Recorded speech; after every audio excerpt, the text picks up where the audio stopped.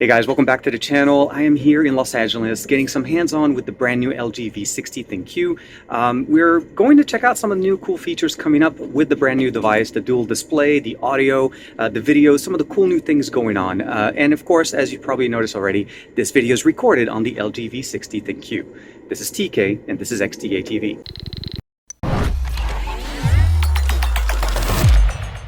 So there's no surprise that LG is going in with the 5G moniker, coming in with the brand new LG V60 ThinQ. What I'm doing right now is actually I'm recording this entire video for you guys, this entire hands-on video with the LG V60 ThinQ on an actual LG V60 ThinQ, so that you guys can get an experience of how does the audio and of course the hardware perform, providing us this type of video.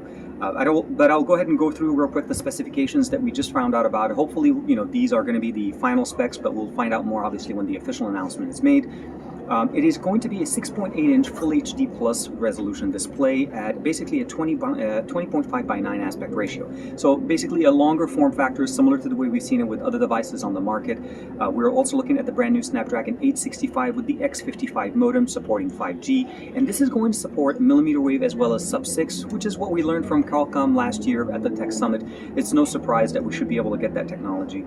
The one thing I would say though is for carriers that do not support basically millimeter wave, only the sub-6 modem functionality will be activated. So depending on the carrier, the devices will basically be tuned to work correctly.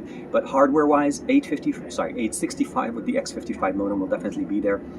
The camera sensors on the back, we're doing a little bit different this year. We're going with two camera sensors. We're going with a 64 megapixel standard basically camera sensor, that's the main one, which will also work at basically a resolution of 16 megapixel to be able to just run and give us the best images possible.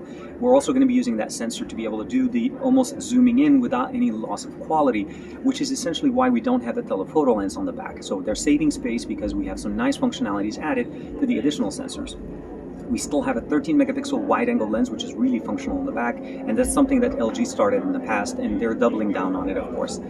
The next thing I also want to mention to you guys, we have a 10 megapixel sensor on the front, which is obviously going to be for selfies, pictures, and we'll get at different things. One thing I do want to mention though, there's a lot of noise behind me here, and I'm testing this nice new functionality that I talked about, which is called the video voice bokeh, which enables basically the use of the 4 microphones that we have on the V60 ThinQ to isolate the speaking or the subject as far as audio, and of course separate them from the background. So whatever background music or sound goes around me, the audio in the video will be focused directly on me and providing us the best experience. This is going to be a quick sample of the front-facing camera on the brand new LG V60 ThinQ. I'm recording this at 4K 60 frames per second.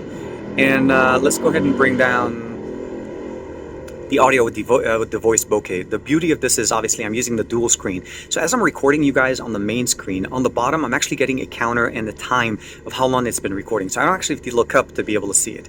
Now we're able to record 4K 60 as well as 8K 24 on the back-facing sensor. Definitely very nice and something that we can definitely appreciate on this device. One of the other things that I didn't get a chance to mention to you guys before is that we actually now have stereo speakers as opposed to the boombox effect that we had before. So we have a larger battery, 3.5mm headphone jack with a quad DAC and stereo speakers on. The next thing I also want to mention to you guys is we have a 5,000 milliamp battery. That's a bigger battery than we saw last year, than even the LG V60 ThinQ. We also have Quick Charge 4.0 with wireless charging, and the really cool thing is that wireless charging will work with the actual case. So if you're using it with the dual screen case, you should be able to get that functionality. Last but not least, of course, is that the 3.5mm headphone jack with the quad DAC is still on board. This is definitely a very big thing that I've always championed for, and I'm always very, very happy that LG always does this and keeps it in the actual devices. So let me know in the comments below, what do you guys think of the brand new LG V60 ThinQ? Are you considering getting it? And I definitely would love to be able to see more and get my hands on with the actual review unit if we do when we do get our hands on a review unit. But this was a quick hands-on from a pre-briefing with LG here in LA. This is TK. Like and subscribe and make sure you check out my channel, and of course I'll see you guys in the next video.